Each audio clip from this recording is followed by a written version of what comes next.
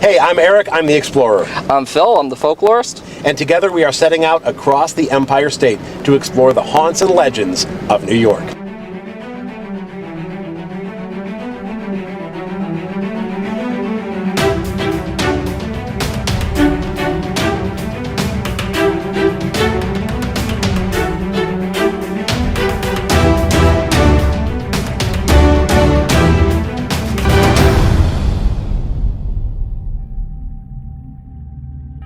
Nestled against the banks of the Mohawk River in Rome is one of the city's least known historic sites, the Kent Amphitheater. Open for just a few short years, last in the 1960s and early 70s, the Kent Amphitheater was home to plays and pageants, but vandalism and lack of use led to the site being abandoned. Join the Haunts and Legends of New York team as they visit the site of Rome's lost amphitheater. Hey Phil, so we are along the banks of the Mohawk River in Rome, just off the brand new Mohawk River Trail. And I was looking at the map for the trail from the city of Rome, and I saw a notation for a historic site that I had never heard of before, the Kent Amphitheater. Do you know anything about it? Actually, when you brought that up, we tried to hit up some of our historians, and aside from a few memories, we've got nothing on it. So we're here to track down the Kent Amphitheater and see if we can find this very fascinating bit of Rome history. So the Kent Amphitheater was, what, it came into being in the 60s and 70s? Correct, and just for a very few short years, until it was abandoned. So we're looking at almost 40 years of abandonment down here. Yes. How much will remain? That's to be seen. The history of the Kent Amphitheater from the Rome Sentinel, July 27, 2014. The Kent Amphitheater was a short-lived dream. Gordon and Sarah Kent had dreamed of establishing an outdoor amphitheater in the 1960s in Rome, a sunny, open-air venue where audiences of local people and tourists could enjoy plays, pageants, and other performances, a peaceful place on the banks of the Mohawk River.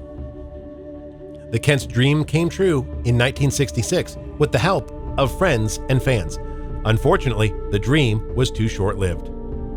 Here's the story of the Kent Amphitheater's construction along the Mohawk off of Floyd Ave and its abandonment from the files of the Rome Historical Society. In the summer of 1966, the Kents announced their plan to construct an amphitheater. The cost was estimated at $50,000, but the Kents wanted to reduce that cost greatly by asking for mostly donated labor and materials. Through the Rome Council on History and the Arts, land north of the Mohawk River and east of Floyd Ave was leased from the city for $1 annually. A natural island on the river was to serve as the stage.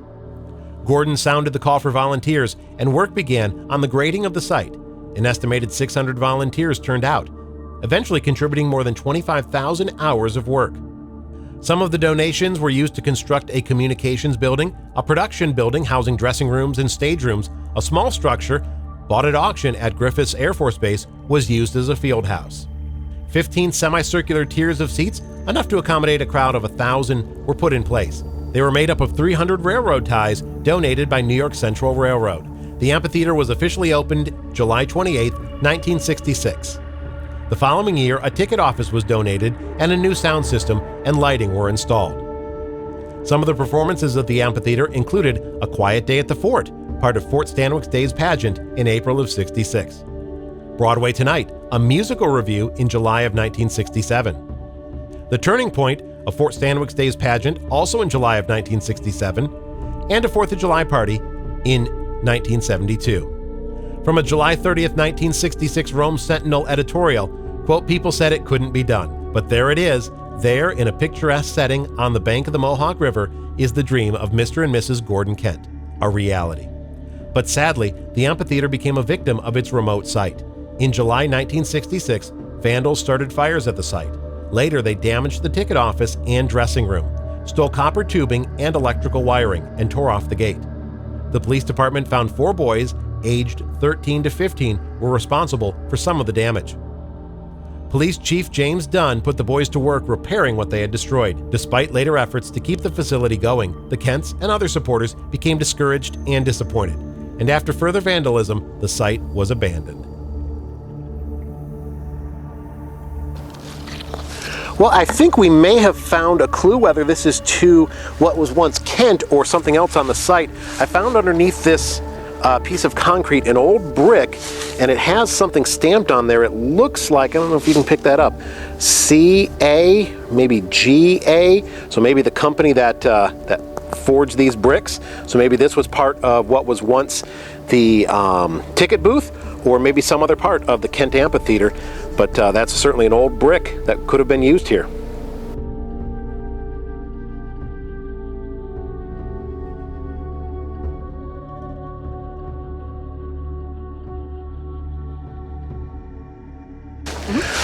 Well, Phil, here up on this slope, and I walked the trail from MVCC down to Culverton Ave, and this is the only slope of this kind of elevation that I think could have been the seats. And we saw from those source documents, the seats probably looked like they were in a sloped area like this. Well, I think we have a few pieces of them right there. Oh, sure enough. Yes. The concrete like supports here.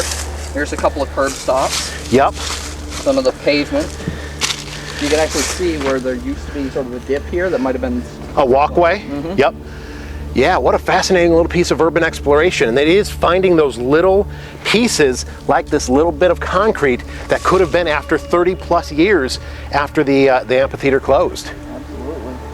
It's just amazing that, I mean, 30 years and there's hardly a trace of the old theater at all. You know, and when we were scouting this location, I'm like, this couldn't be it, there's nothing here, but really you have to really dig to find what could have once been, yeah.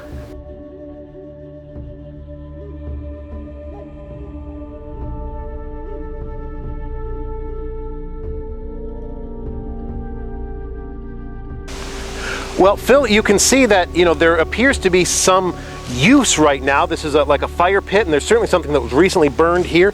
These are fresh, maybe machete marks here. So somebody's down here in this site quite regularly. Oh yeah, I mean, it's a very scenic spot. We're looking at something that's out of the way or off a trail.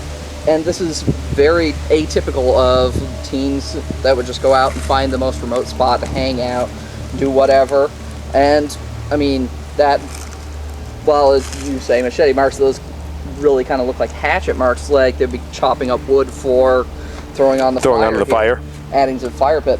These are all like fairly recent rocks that are sort of gathered from the area. I mean, we even have a giant piece of concrete here. Here's another couple pieces. Even a bike seat.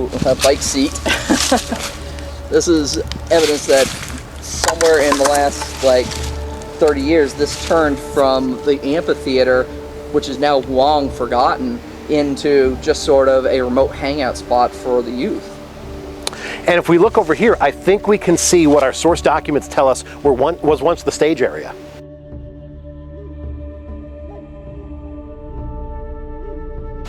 Well, we learned that the stage area was actually not on the mainland, but on a little island that sat in the Mohawk River. And you can see there was probably once a channel, and I suspect when the river gets high, that channel fills up again.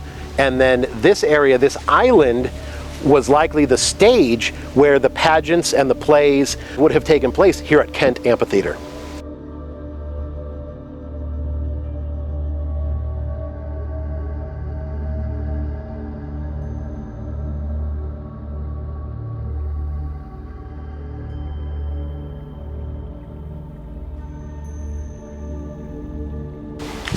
It's not difficult to see why they would have chosen this gorgeous spot on the Mohawk River to be the stage of the Kent Amphitheater. Imagine being up on the hillside looking out the plays and pageants that were held here. And even today, even though the amphitheater is gone, what a gorgeous relic of beauty right here in Rome. And you can also see very visibly that where we are right now, if they did daylight plays, the sun acts as a perfect key light for the subjects when we're here. Mm-hmm.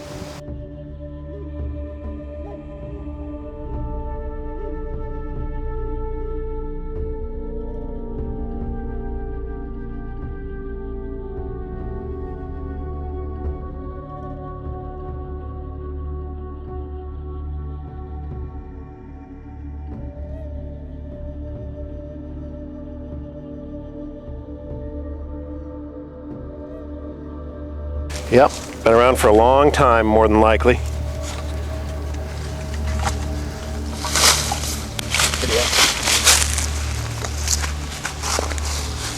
It's fine there. Oh, just another little piece of stone, but just inlaid in there just so perfectly. Except for now. Except for now. Again, destroying artifacts. Now, and what's...